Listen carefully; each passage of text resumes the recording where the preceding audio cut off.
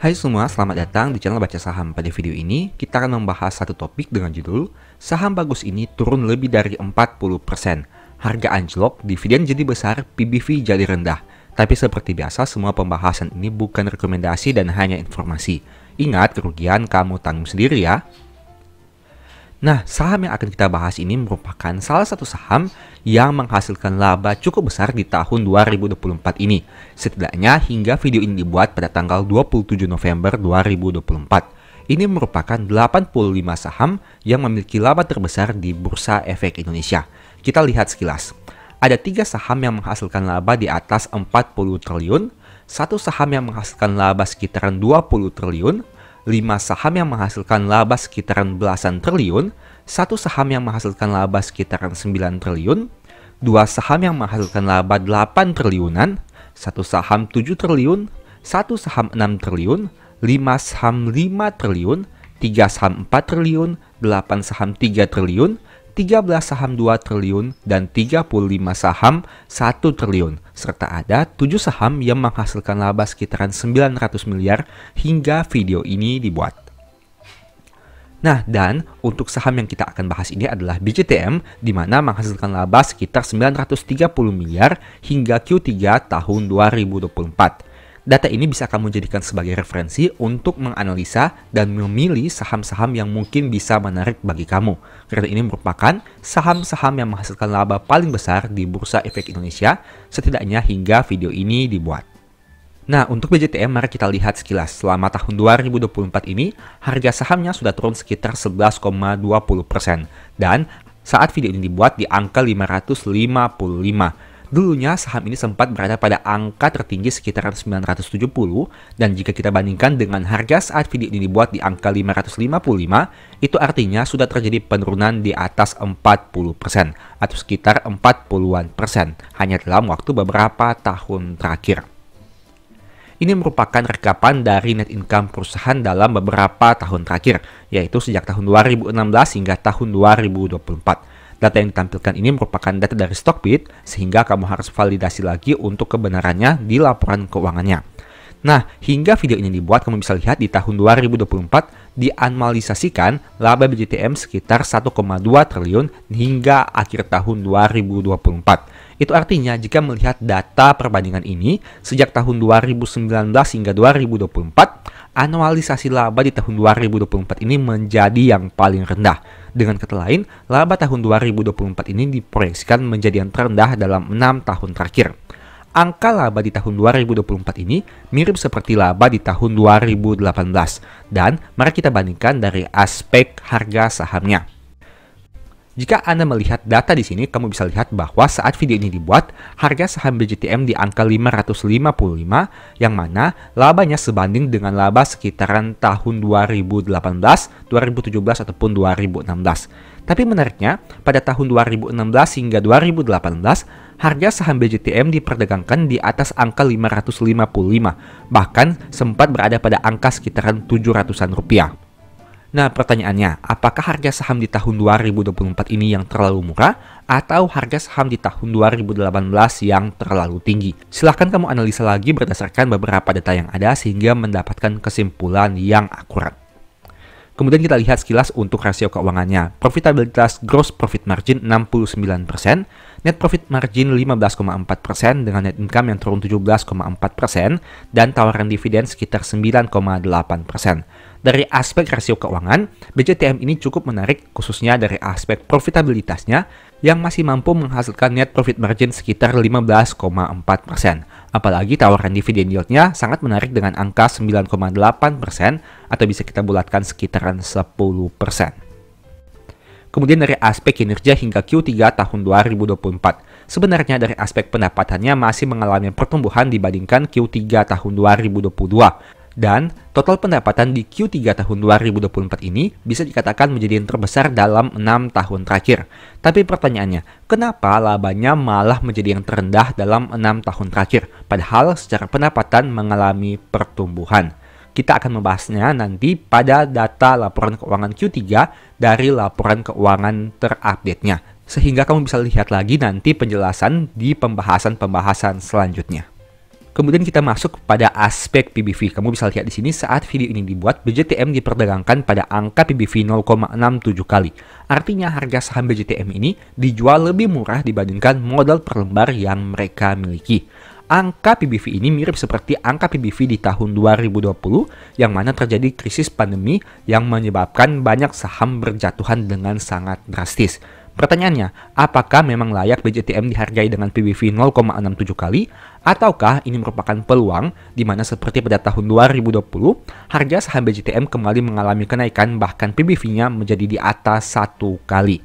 Jika kita bandingkan dari aspek pencapaian labanya, kamu bisa lihat di sini bahwa laba di tahun 2020 hingga Q3 masih lebih tinggi dibandingkan Q3 tahun 2024. Padahal di tahun 2020 itu terjadi krisis ekonomi yang mana secara logika seharusnya tahun 2024 ini perusahaan mampu untuk menghasilkan laba yang lebih baik dibandingkan tahun 2020. Kita bandingkan dari sisi harga sahamnya juga.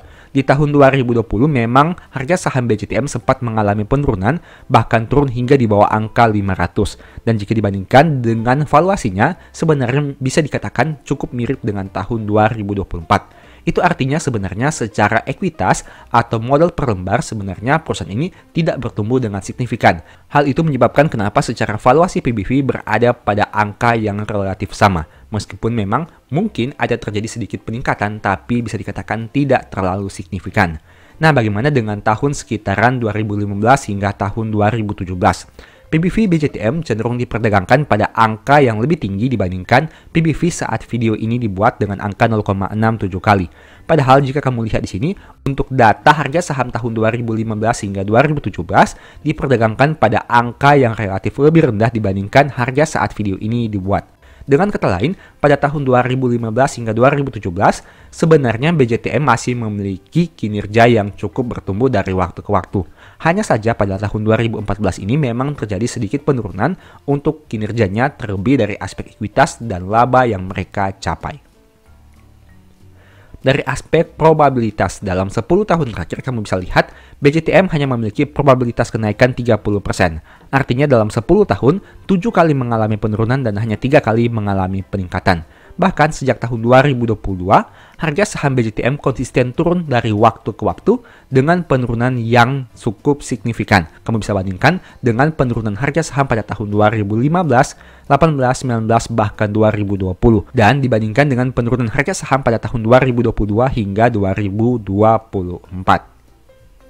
Dari aspek dividen, saham ini menawarkan dividen dengan yield yang menarik. Terbukti sejak tahun 2013 hingga 2024, dividen per share yang ditawarkan menarik dengan angka yang relatif cenderung tumbuh dari waktu ke waktu. Dari 39, 40, 41,8, 43, 43,6, 44, 45,6, 48, 48,8, 52, 53, dan terakhir 54,3. Dan yang menarik di sini, bahkan pada saat terjadi pandemi di tahun 2020, dividen yang dibagi di tahun 2021 malah mengalami peningkatan. Begitu juga hingga tahun 2024 ini, padahal laba perusahaan terus turun, tapi dividennya terus meningkat. Mungkin saja hal inilah yang menyebabkan kenapa ekuitas perusahaan tidak tumbuh dengan lebih optimal, karena jumlah dividen yang dibagikan cenderung lebih besar padahal laba yang dicapai lebih kecil. Sekarang mari kita lihat sekilas terkait kinerja keuangan BJTM hingga Q3 tahun 2024. Pertama, dari aspek penyaluran kreditnya, kredit BJTM mengalami peningkatan dibandingkan periode sebelumnya, di mana dari yang awalnya 53,3 menjadi 60,5 di tahun 2024 hingga Q3-nya. Untuk cadangan kerugian penurunan nilainya juga otomatis mengalami peningkatan karena secara penyaluran kreditnya juga bertambah. Untuk aspek dana pihak ketiga juga mengalami kenaikan yang cukup signifikan. Jika dari awalnya 75,8 triliun, sekarang menjadi 85,7 triliun hingga Q3 tahun 2024. Nah, ini juga harus kamu perhatikan. DPK-nya atau dana pihak ketiganya naik signifikan, bahkan kenaikannya bisa dikatakan jauh lebih tinggi dibandingkan kenaikan penyaluran kreditnya. Otomatis, beban bunga yang akan dibayarkan perusahaan seharusnya secara logika akan menjadi lebih tinggi dibandingkan pendapatan bunga yang mereka terima. Kemudian dari aspek ekuitas, kamu bisa lihat di sini, ekuitas perusahaan masih mengalami peningkatan, meskipun dengan angka yang tidak terlalu signifikan. Dari 12,1 naik menjadi 12,3 hingga Q3 tahun 2024. Mayoritas ekuitas juga berasal dari saldo laba yang sudah dicadangkan dari angka 5,7 menjadi 6,4 triliun rupiah. Bagaimana dari sisi net income-nya? Pendapatan bunga dan syariah mengalami peningkatan hingga Q3 tahun 2024, begitu juga dengan beban bunganya. Dan sebenarnya untuk pendapatan bunga dan syariah neto masih naik dari 3,6 menjadi 4 triliun rupiah. Bagaimana dengan untuk pendapatan operasional lainnya? Pendapatan operasional lainnya juga masih tumbuh dari 466 menjadi 583 miliar rupiah. Dari data ini sebenarnya kamu bisa lihat bahwa secara kinerja pendapatan perusahaan masih mengalami pertumbuhan di tahun 2024 ini, baik itu pendapatan bunga neto maupun pendapatan operasional lainnya. Bagaimana dari sisi beban operasionalnya? Kamu bisa lihat juga di sini bahwa beban operasional lainnya juga mengalami peningkatan dari 2,7 menjadi 3,3. Mayoritas berasal dari beban tenaga kerja dan tunjangan karyawan. Hal itu menyebabkan laba operasional mengalami penurunan dari 1,4 menjadi 1,2 triliun rupiah. Dan ditambah lagi ada juga kenaikan dari beban non operasional dari 42,4 menjadi 87,5. Hal itulah yang menyebabkan kenapa laba perusahaan bisa mengalami penurunan di tahun 2024 ini, padahal pendapatannya mengalami peningkatan. Nah, jika dilihat lebih detail lagi, memang tidak ada penjabaran khusus terkait nominal biaya non-operasional itu berasal dari mana. Kita hanya menemukan terjadi kenaikan dari sisi nominalnya saja. Tapi dari data ini kamu bisa lihat bahwa ada faktor yang menyebabkan kenapa laba perusahaan mengalami penurunan. Karena untuk beban operasional lainnya mengalami peningkatan, khususnya untuk biaya tenaga kerja dan tunjangan karyawan, serta ada juga kenaikan dari penyisihan kerugian penurunan nilai. Nah, itu merupakan hal-hal yang menyebabkan kenapa laba perusahaan tidak bisa tumbuh, bahkan menurun. Dari yang awalnya 1,09 turun menjadi 930 miliar hingga Q3 tahun 2024 ini. Beberapa poin penting menurut saya tentang BJTM. Pertama, BJTM salah satu saham yang mampu hasilkan laba 1 triliun selama 12 bulan, atau mungkin sekitar 930 miliar selama 9 bulan terakhir ini. Dan mereka juga punya dividen yield yang besar dengan PBV di bawah 0,7 kali. Coba kamu bantu sebutkan saham lain dengan tawaran yang sama seperti BJTM. Apakah kamu menemukannya? Kedua, sayangnya ruang lingkup BJTM masih berskala daerah sehingga belum punya ruang gerak sebesar bank konvensional buku 4. Ketiga, secara PBV harga BJTM sudah rendah, tapi jika dibandingkan dengan harga yang sama pada tahun 2020, kinerja ekuitas saham ini belum bisa dikatakan tumbuh signifikan. Keempat, karena sering bagi dividen besar, ekuitas BJTM sulit tumbuh sebesar bank yang lain.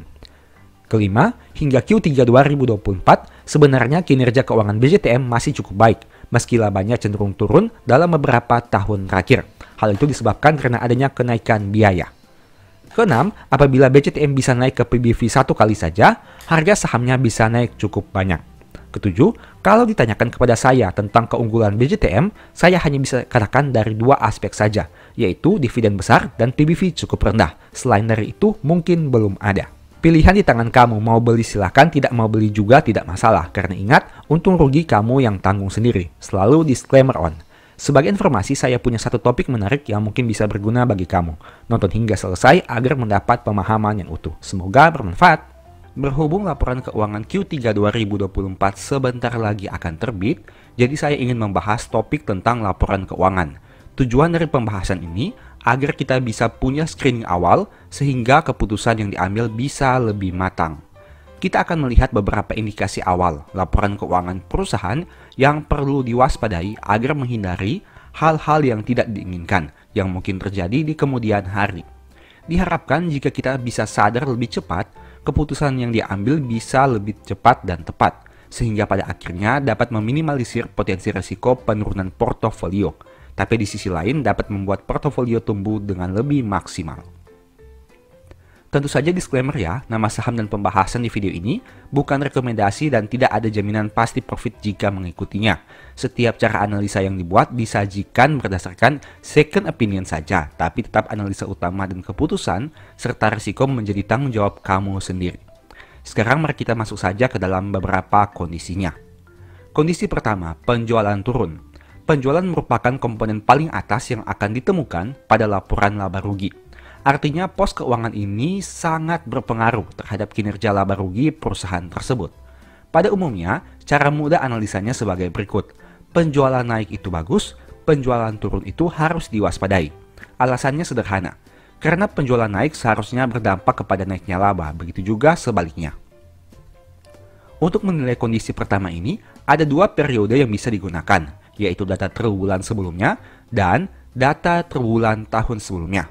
Contoh, seperti data di bawah ini. Untuk menilai penjualan pada Q3 2024, kita bisa gunakan data Q2 2024 dan data Q3 2023. Kedua data itu bisa dijadikan pembanding untuk melihat apakah penjualan di Q3 2024 bagus atau tidak. Meski begitu, sebenarnya ada kondisi yang bisa kita toleransi juga, misal penurunan penjualan yang tidak terlalu signifikan, atau misalnya dibandingkan periode sebelumnya, penjualan turun tapi dibandingkan tahun sebelumnya, penjualan masih naik. Begitu juga sebaliknya. Kondisi seperti ini bisa dijadikan sebagai toleransi untuk menilai perusahaan penjualannya masih bagus atau memang harus diwaspadai. Mari kita lihat contoh di bawah ini. Misalnya pada Q3 2023 penjualannya 15.000. Di Q2 2024 turun jadi 14.000 dan Q3 2024 turun lagi menjadi 12.000. Kondisi ini harus diwaspadai. Tapi bila ada perbedaan, misalkan di Q3 tahun 2023 ini, misalkan nominal penjualannya adalah 10.000. Di Q2 2024 14.000 dan Q3 2024 itu 12.000. Itu artinya memang dari Q2 ke Q3 mengalami penurunan, tapi dibandingkan Q3 tahun 2023 masih terjadi kenaikan dibandingkan tahun 2024. Itulah beberapa contoh yang bisa ditoleransi. Kondisi kedua, penjualan turun, HPP naik. Seperti yang kamu tahu, HPP atau harga pokok penjualan adalah biaya pokok yang dikeluarkan oleh perusahaan sehubungan dengan produk atau jasa yang mereka jual. Misal, untuk jual mie instan, tentu perusahaan butuh bahan baku untuk produksi mie instan.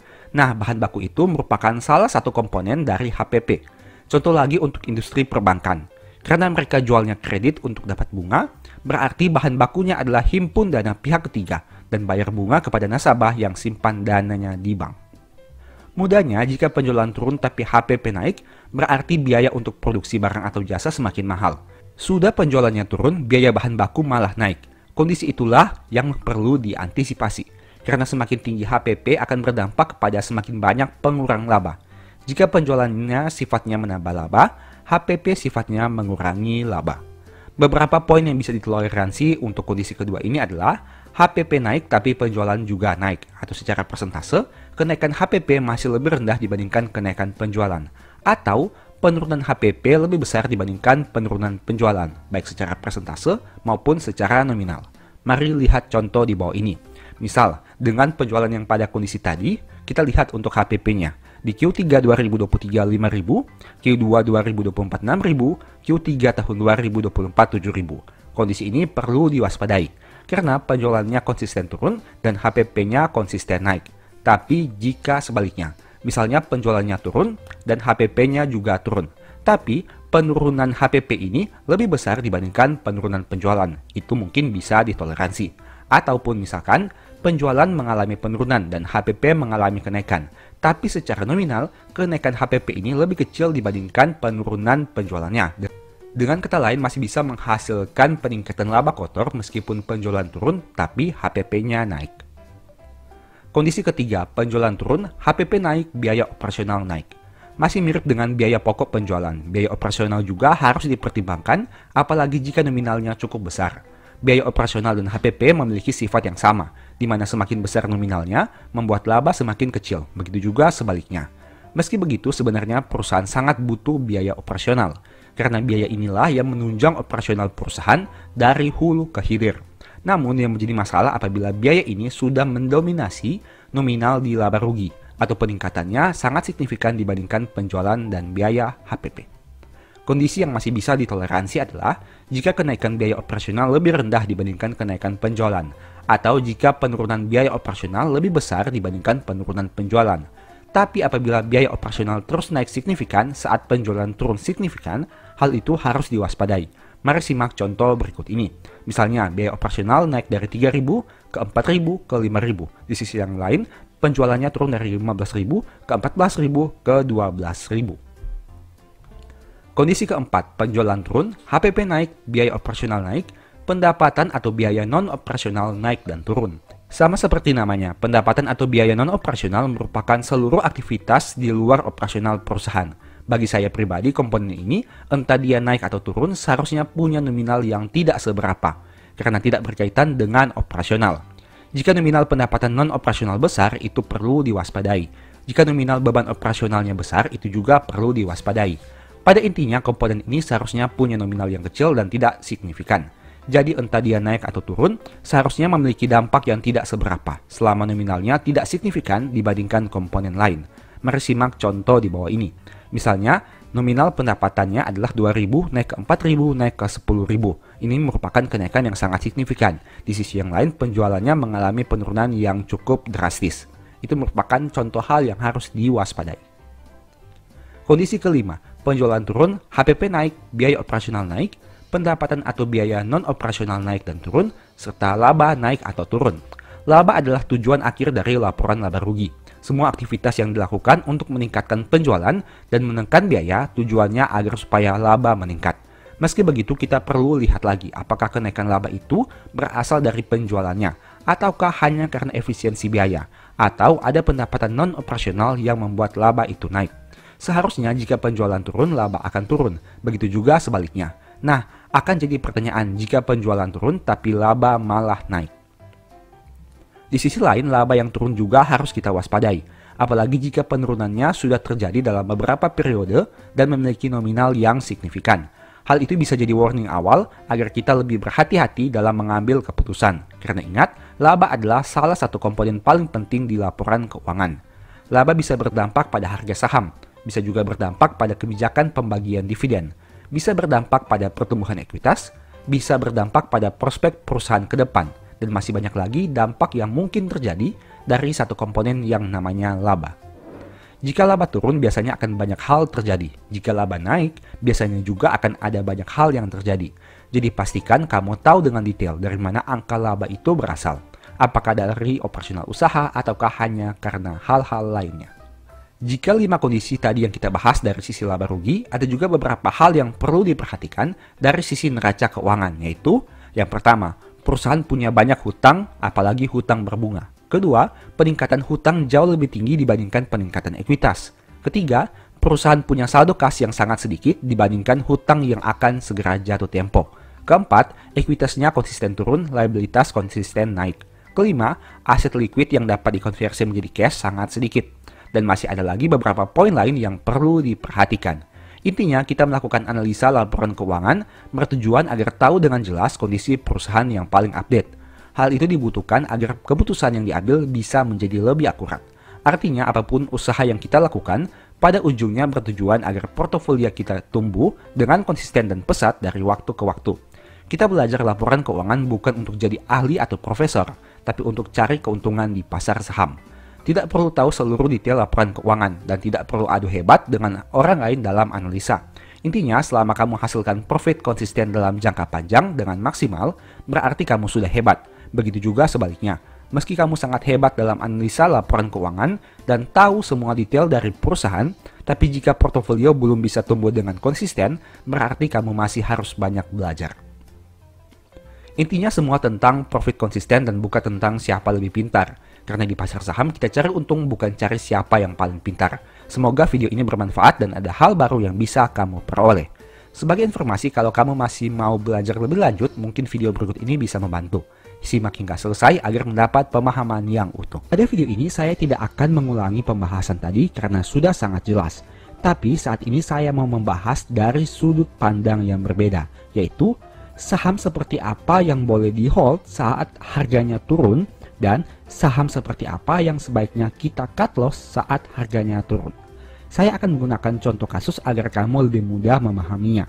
Tapi ingat, semua nama saham yang disebutkan bukan rekomendasi. Saya tidak pernah mengatakan saham tersebut bagus atau jelek karena kamulah yang harus menentukan secara pribadi. Jadi, saham yang disebutkan hanya sebagai contoh saja. Berikut ini beberapa kriteria yang sebaiknya dipertimbangkan. Pertama, kebutuhan masyarakat atas produk atau jasa perusahaan. Kedua, kepemilikan saham dari pemegang mayoritas. Ketiga, top manajemen perusahaan apakah bermasalah atau tidak. Keempat, prospek kinerja ke depan dalam hal ini penjualan dan pencapaian laba. Dan yang kelima, komposisi dan nominal hutang. Sekarang, mari kita bahas satu persatu. Pertama, kebutuhan masyarakat atas produk atau jasa perusahaan. Logikanya, kalau produk atau jasa perusahaan sudah kurang diminati, perusahaan tersebut akan sulit mencetak pertumbuhan laba. Jika menyebut nama Nokia dan BlackBerry, generasi sekarang mungkin sudah tidak mengetahuinya. Tapi bagaimana dengan generasi 90-an atau bahkan di bawah itu? Tentu kita sangat kenal dua brand handphone yang dulunya sangat populer. Dua merek HP itu sangat dicari dan dibutuhkan dulu.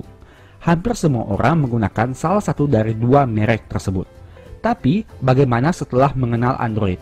Apakah Nokia dan BlackBerry tetap masih dibutuhkan? Kamu bisa lihat sendiri kondisi saat ini. Berapa banyak orang yang menggunakan HP dari dua merek itu. Menarik kan? Dulunya sangat dibutuhkan, tapi kini sudah ditinggalkan. Itu merupakan salah satu contoh nyata dari pentingnya melihat produk atau jasa suatu perusahaan. Apabila sudah ada indikasi produk atau jasanya mulai ditinggalkan karena berbagai alasan, sebaiknya pertimbangkan untuk cut loss saham tersebut. Jangan sampai kamu sudah terlanjur rugi di atas 50%, baru berpikir untuk cut loss. Semakin cepat kamu menyadari signal buruk, semakin cepat kamu bisa cut loss. Tapi sebaliknya, apabila harga saham turun, tapi produk atau jasa perusahaan masih dibutuhkan, kamu bisa santai saja. Meski begitu, kamu perlu lihat lagi valuasi harga pembelianmu. Meski produknya sangat dibutuhkan, tapi kamu belinya terlalu mahal, berarti memang sebaiknya harus dipertimbangkan lebih jauh, apakah bisa di hold atau cut loss. Misal, kamu beli saham dengan PBV 30 kali yang menghasilkan laba 5 triliun. Di sisi yang lain, ada perusahaan yang PBV-nya hanya 3 kali, tapi labanya 50 triliun. Apakah menjadi masuk akal jika kamu tetap hold saham yang PBV-nya 30 kali itu? Artinya, kamu beli saham 30 kali lipat lebih mahal dari modalnya, hanya untuk perusahaan yang bisa menghasilkan laba 5 triliun. Padahal, di sisi yang lain, ada perusahaan yang bisa kamu beli dengan hanya 2-3 kali dari modalnya, tapi menghasilkan laba 50 triliun. Logikanya sederhana saja kan? Kedua, kepemilikan saham dari pemegang mayoritas. Saya punya satu pertanyaan sederhana. Katakanlah kamu seorang penjual bakso yang punya warung bakso. Kalau warung bakso kamu itu bagus, menghasilkan keuntungan yang terus bertambah setiap tahun, banyak pelanggan, hutang usahanya masih bisa dibayarkan dengan lancar, baksomu terkenal di mana-mana, pertanyaannya, apakah kamu mau jual kepemilikan saham kamu atas bisnis bakso itu? Logikanya, kalau kamu tahu usaha itu menguntungkan dan punya prospek yang bagus ke depan, kenapa harus dijual? Analogi itu bisa kita kaitkan dengan jual beli saham. Pemegang saham mayoritas yang tahu perusahaannya bagus, punya prospek yang cerah, mampu membayar hutang tepat waktu, produk atau jasanya terkenal, dan lain-lain. Tentu saja mereka tidak akan menjual saham miliknya secara mayoritas. Kalaupun dijual sedikit, total kepemilikan owner akan tetap lebih besar dibanding kepemilikan di masyarakat. Inilah salah satu tolak ukur yang bisa kamu gunakan. Apabila pemegang saham mayoritas dari saham yang kamu punya jual sahamnya hingga menjadi minoritas, sebaiknya pertimbangkan lagi untuk cut loss saham tersebut. Mereka saja yang tahu seluk-beluk saham itu mau jual sahamnya. Masakan kamu yang hanya penonton dari luar berani hold saham itu? Poin ketiga, top manajemen perusahaan bermasalah. Kalau kamu punya perusahaan, maukah kamu pekerjakan orang yang bermasalah sebagai bos di perusahaan itu? Tentu tidak kan? Dirinya saja bermasalah, bagaimana dia mau pimpin sebuah perusahaan? Logika sederhana itu bisa kamu gunakan saat menganalisa saham. Lihat saja track record direksi dan komisaris perusahaan. Apakah ada yang pernah terlibat kasus atau tidak? Di zaman sekarang ini, informasi sudah bisa ditemukan dari berbagai sumber. Kamu bisa mencari di Google dengan mengetik nama direksi atau komisaris, dan berbagai informasi akan disajikan kepada kamu. Kalau direksi atau komisaris perusahaan sudah diyakini terlibat suatu kasus, sebaiknya pertimbangkan lagi saham tersebut. Mungkin lebih aman kamu segera cut loss dan menderita kerugian, dibanding memutuskan terus hold saham itu, tapi tidak tahu kedepannya akan seperti apa. Kamu bisa cari di Google tentang beberapa saham yang dulunya top manajemen perusahaan itu sempat bermasalah. Bagaimana nasib saham-saham itu sekarang? Adakah yang harga sahamnya terus naik secara konsisten? Ataukah hanya menjadi saham dengan fluktuasi naik turun yang sangat tinggi? Silahkan buktikan sendiri dengan melihat realita yang terjadi di bursa. Keempat, prospek kinerja ke depan, dalam hal ini penjualan dan pencapaian laba. Perusahaan akan bisa bertahan kalau dia mampu menghasilkan laba, tapi perusahaan baru bisa maju jika dia mampu meningkatkan laba. Dua hal ini serupa tapi tidak sama. Perusahaan yang mampu hasilkan laba itu bagus, tapi perusahaan yang mampu meningkatkan labanya itu lebih bagus. Meski begitu, harus ingat, laba itu berasal dari penjualan produk atau jasa. Jadi, yang lebih dahulu harus kamu cek adalah apakah penjualan produk atau jasa perusahaan itu bisa tumbuh setiap tahun atau tidak.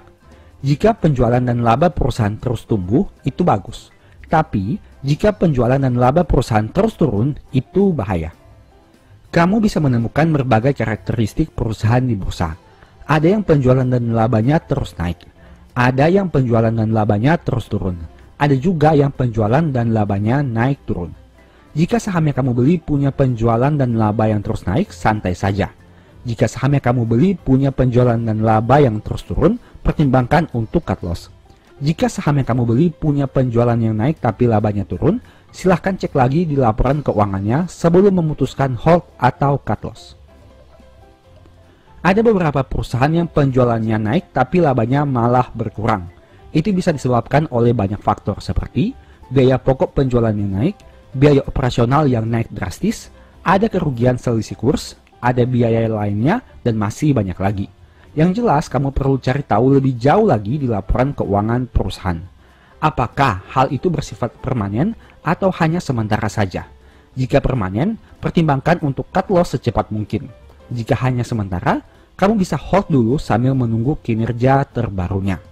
Menurut saya pribadi, laba merupakan satu komponen terpenting di laporan keuangan. Sebagus apapun kinerja dan laporan keuangannya, tapi mereka tidak mampu cetak laba, menurut saya itu tidak ada artinya. Labalah yang akan membuat ekuitas perusahaan terus bertambah. Laba yang menyebabkan perusahaan bisa membagi dividen lebih besar di masa depan. Laba menjadi salah satu faktor yang membuat perusahaan bisa bayar hutang dengan lancar dan tepat waktu. Laba yang menjadi salah satu daya tarik orang ingin membeli saham tersebut. Dan masih banyak lagi manfaat dari laba yang bisa kamu analisa. Poin kelima, komposisi dan nominal hutang. Menurut saya pribadi, semakin besar hutang yang dimiliki membuat risiko perusahaan itu menjadi semakin besar juga. Kamu pilih mana? Meminjamkan uang 100 juta kepada orang yang punya aset 10 juta atau meminjamkan uang 100 juta kepada orang yang punya aset 1 miliar. Logika sederhana itu bisa kamu gunakan untuk analisa saham. Meski tidak menjamin, tapi masih lebih aman jika perusahaan punya komposisi dan nominal hutang yang lebih kecil dari ekuitas yang mereka miliki. Dalam hal ini kamu bisa melihat rasio DER perusahaan. Semakin besar rasio ini berarti komponen hutang terhadap modal perusahaan menjadi lebih besar. Ada dua hal sederhana yang bisa kamu perhatikan, yaitu yang pertama, cek apakah total hutang lebih besar dari modal perusahaan. Dalam hal ini berarti rasio DER di atas 100%. Kedua, apabila DER di atas 100%, cek lagi, apakah rasio DER dari waktu ke waktu terus naik atau tidak. Jika saham yang kamu beli punya rasio DER di atas 100 dan selama bertahun-tahun nominalnya terus naik, sebaiknya pertimbangkan untuk cut loss. Apalagi jika ternyata laba mereka mengalami penurunan atau bahkan merugi. Hal sebaliknya bisa kamu lakukan untuk saham yang punya rasio DER di bawah 100 dengan nominal yang wajar dan mampu menghasilkan pertumbuhan laba. Logika sederhana ini bisa membantu kamu untuk menganalisa apakah saham yang kamu miliki bisa di hold atau harus segera di cut loss. Kesimpulan, 5 poin yang saya bahas tadi memang tidak bisa menjamin keuntunganmu di pasar modal. Tapi setidaknya dengan mempertimbangkan 5 hal tadi, kamu jadi bisa berpikir dengan lebih rasional. Mempertimbangkan aspek risiko dan prospek perusahaan ke depan sehingga bisa mengambil keputusan. Dan pada akhirnya memperkecil risiko kamu untuk bangkrut di saham. Kita harus belajar berpikir secara rasional saat harga saham seakan-akan tidak rasional. Terkadang harga saham bisa turun signifikan, padahal kondisi perusahaan sedang baik-baik saja. Saat inilah sebenarnya kamu bisa manfaatkan untuk memperoleh keuntungan yang lebih maksimal. Tapi, apabila harga saham turun dan ternyata kondisi perusahaan juga sedang tidak baik-baik saja, sebaiknya kamu menganalisa 5 poin tadi untuk dijadikan referensi dan bahan pertimbangan. Apakah akan terus di hold atau di cut loss saja. Semoga pembahasan di video ini bermanfaat ya. Sebagai informasi, 5 poin tadi merupakan salah satu topik pembahasan di ebook Strategi Nabung Saham. Kalau kamu mau belajar lebih jauh tentang metode nabung saham dan berbagai hal teknis lainnya, mungkin ebook ini bisa jadi referensi. Untuk detail materi yang dibahas, kamu bisa lihat pada tampilan di bawah ini. Dan info pembelian silahkan chat WA di nomor di akhir video. Demikianlah pembahasan singkat pada video ini. Selalu ingat bahwa semua saham yang disebutkan bukan rekomendasi dan hanya informasi. Mohon agar dapat mengecek kembali data yang ditampilkan. Di video berikutnya ingin dibahas materi apa lagi? Tulis di kolom komentar ya. Sebagai informasi, channel YouTube Baca Saham sekarang ada 2. Yang pertama Baca Saham dan Baca Saham dari Nol. Berikut ini beberapa list ebook Baca Saham. Pertama, Stock for Living, Strategi Nabung Saham, The Stock Market, dan Cara Cepat Analisa Laporan Keuangan. Apabila tertarik, chat saja pada nomor WA yang ada. Sekian video ini, semoga bermanfaat. Thank you.